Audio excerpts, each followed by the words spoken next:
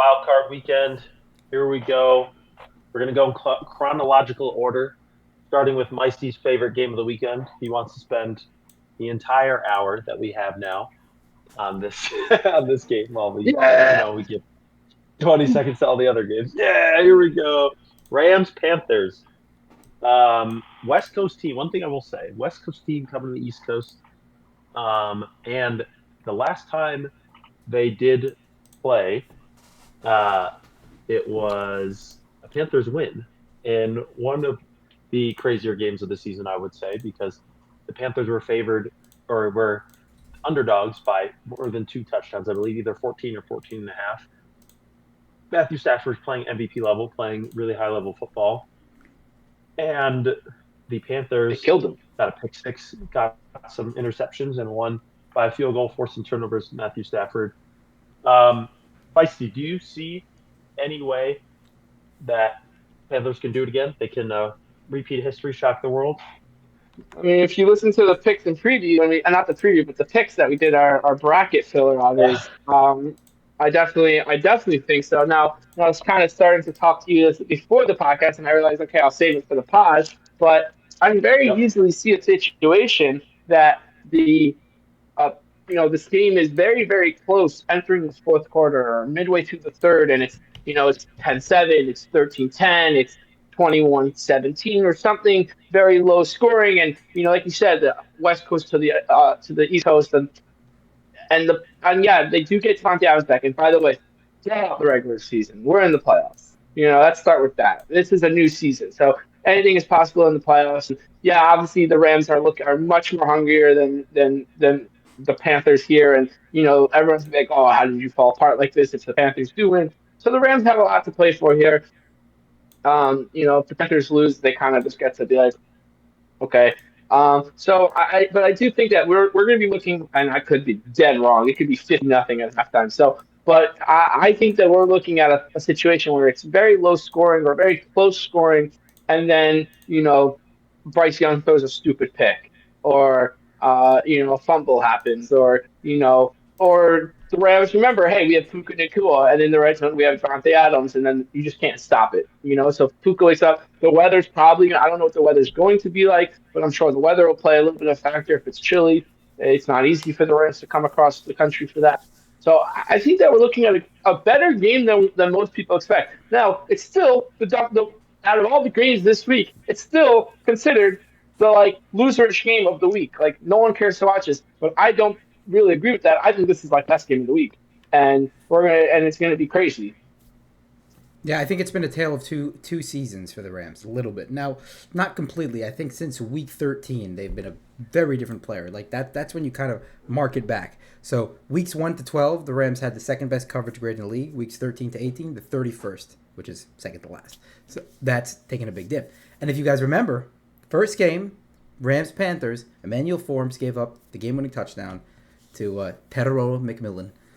Big play, and obviously that was the game where the Panthers kind of converted a bunch of fourth downs over the top and took advantage of that. The Rams at that That's going into that week, the Rams were seen as everyone's power rankings number one. This is the best team in football and most complete team, because every other team kind of had their question marks on one side of the ball, but the Rams, everyone's like, oh, the offense is clicking with Puka and Devontae Adams in the red zone, and you're looking at the defense in the back end, Jared Verse in the front, and secondary, everything's coming together. Then boom, week 13.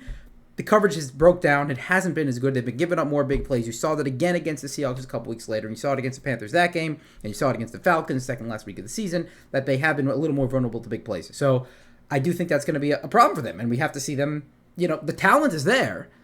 We just have to see it play itself out on the field. So if Bryce Young can create some big plays, and remember, it was a little lucky what happened last time. They forced 3 turnovers. Probably not going to happen again. But and everything went well for them. So that's why it's funny. The Rams are 10.5-point favorites in this game. They were 10.5-point favorites the last time they played. So it comes to show Vegas doesn't really care that they lost last time, which I think is correct. But if Bryce Young can throw the ball over the top, create big plays, he's going to need probably 2 or 3 of them. Then they can win in this game. But if they're going to do a ground and pound, run it out, it's not going to work. They're an average run team going up against a really good run defense, and they're going to need to make big plays. It's very simple. It's quick. It's cliche. If they're not going to get, they're either going to need turnovers or they're going to need big plays. Anything outside of that, in my opinion, the Panthers have no chance in this one.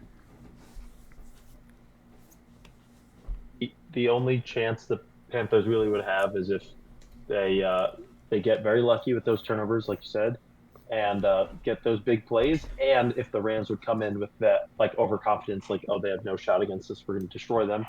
And ironically, because they already played and the Rams already lost to them, I think that plays worse for the Panthers. If this was the first time they were meeting, then there would be that element of, oh, they backed into the playoffs. They don't deserve to be here. We're the best offense with the potential MVP. We're going to roll them. And then they come in overconfident, and then they start making mistakes like what happened in the regular season. But now that we actually saw them lose, I think Sean McVay is a good enough coach. He's no John Harbaugh, the situation to be like, oh, okay, so we're just going to blow if Sean McVay was available, would you take him, Meisty? In a second. Just something about John Harbaugh. Yeah, I don't know what it is. Finger on it. Something about John Harbaugh. Yeah, something about Harbaugh that I missed, man. I'd hire McVay yesterday if he somehow gets fired, but I don't think he's ever leaving the Rams unless he retires and goes to TV or whatever. But I think, Meisty, to hear what you're saying, that the Panthers can muddy it up, keep it close. There will be rain. I'm looking at the forecast. There's some chance for thunderstorms and raining and stuff. And not that the Panthers do want to be run first, I think, with Dowdle and Hubbard.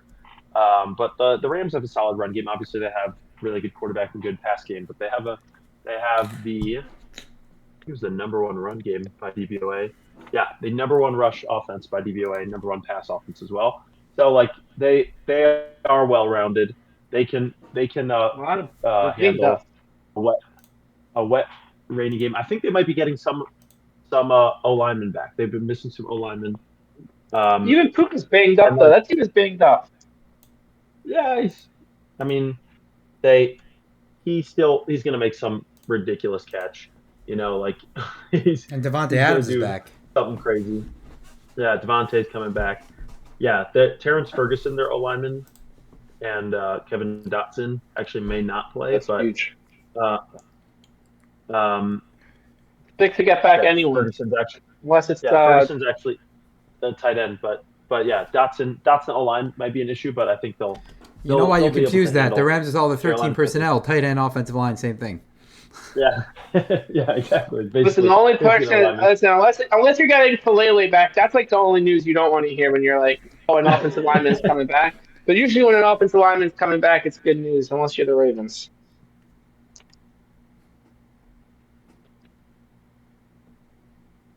I'll give my pick real quick, and then we'll move on to the more exciting games. But the Panthers are one of the worst teams to ever make by DVOA to make the playoffs. They're top 10 or 11 worst teams ever. So I just don't. I mean, obviously, the Beastquake can happen.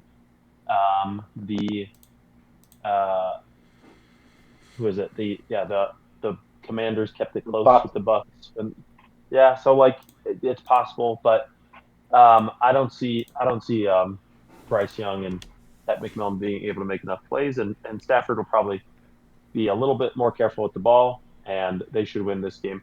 I think they can even cover. 10.5 is crazy though, because they'll probably win by 10, but I think they'll cover. I'm gonna take Rams to win and cover because they'll win by 13 or so.